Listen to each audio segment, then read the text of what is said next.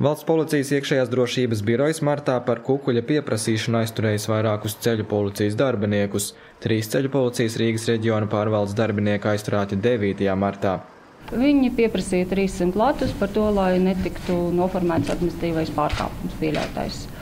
Šobrīd tiek veikta pirmstiesas izmeklēšana. Visiem 3 ir piemēroti drošības līdzekļi, noteikts nodarbošanās aizliegums.